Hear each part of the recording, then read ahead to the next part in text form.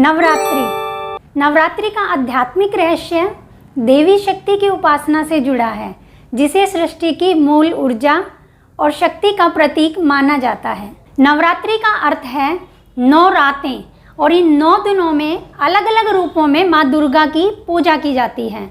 ये त्यौहार हमें बुराई पर अच्छाई की जीत, आत्मा की शुद्धि, मानसिक दृढ़ता और आत्म जागृति की दिशा में मार्गदर्शन देता है। प्रत्येक दिन देवी माँ के एक अलग रूप की आराधना की जाती है, जो हमारे भीतर की विभिन्न शक्तियों को जागृत करने का प्रतीक है।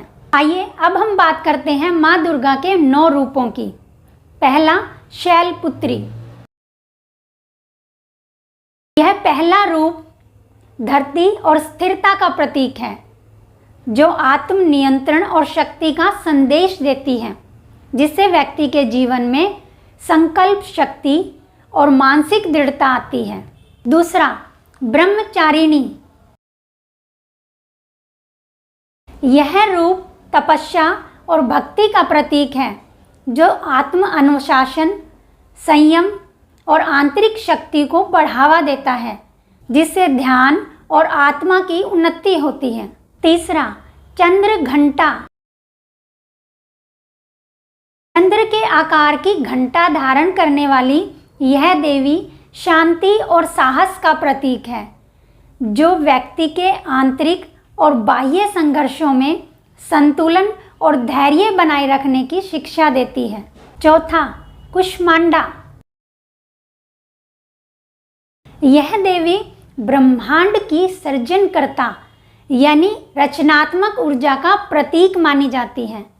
ये व्यक्ति के अंदर पॉजिटिव एनर्जी का संचार करती है, जिससे व्यक्ति को जीवन में नई शुरुआत करने की प्रेरणा मिलती है।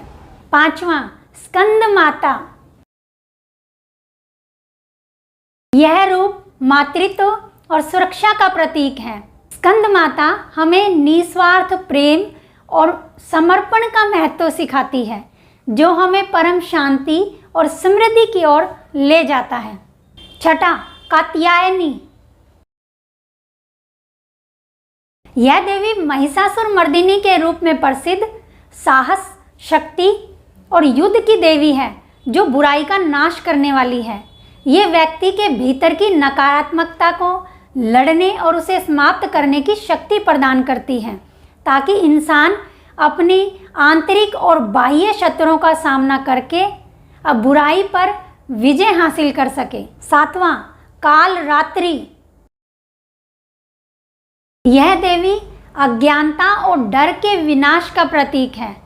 यह हमें सिखाती है कि डर का सामना करके उसे दूर किया जा सकता है, अपनी नकारात्मक ऊर्जाओं का अंत किया जा सकता है और अपनी आत्मा की शक्ति से अंधकार को मिटाया जा सकता है। आठवां, महागौरी। माँ का यह रूप शुद्धता और ज्ञान का प्रतीक है। ये व्यक्ति के जीवन में पवित्रता और दिव्यता का संचार करती है, जिससे व्यक्ति मानसिक और भावनात्मक शांति प्राप्त करता है और व्यक्ति के जीवन में प्रेम, आनंद, सुकून, संभाव जैसे दिव्य गुणों का संचार होने लगता है। नौवां, सिद्धिदात्री। यह देवी ज्ञान की सिद्धियों और आत्म साक्षात्कार की देवी है।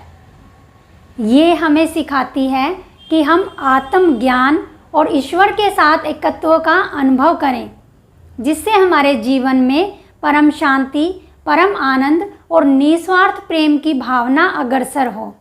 सिद्धियों को प्राप्त करने से अहंकार का भी जन्म होने लगता है, और जहाँ अहंकार होता है वहाँ परमात्मा नहीं होता, और जिसके मन में परमात्मा होता है उसके मन में अहंकार नहीं होता। इसलिए केवल निस्वार्थ प्रेम ही काफ़ी है परमात्मा से एक होने के लिए, अपने जीवन को सुंदर बनाने के लिए। भगत शिरोमणि हनुमान जी, अष्ट सिद्धि नवनिधि के दाता। जो भगवान श्री राम जी के प्रति उनकी निस्वार्थ प्रेम और दास भावना ही तो थी, जिससे वो भगवान श्री राम जी के करीब आए और उनके प्रिय बने। नवरात्रि के इस पर्व के दौरान व्यक्ति ध्यान योग से आत्म जागृति प्राप्त करता है, जिससे नकारात्मकता का नाश होता है और सकारात्मकता का उदय होता है। इस पर्व का उद्देश्य सेल्फ रियलाइजेशन करना है और दिव्य गुणों से युक्त होकर जीवन में संतुलन और शांति को स्थापित करना है। अगर वीडियो अच्छा लगा है तो कमेंट सेक्शन में लिखकर ज़रूर बताएं और इसे ज़्यादा से ज़्यादा लोगों के पास शेयर करें। चैनल को सब्सक्राइब कर लें, हमारे साथ ऐसे ही जुड़े रहें।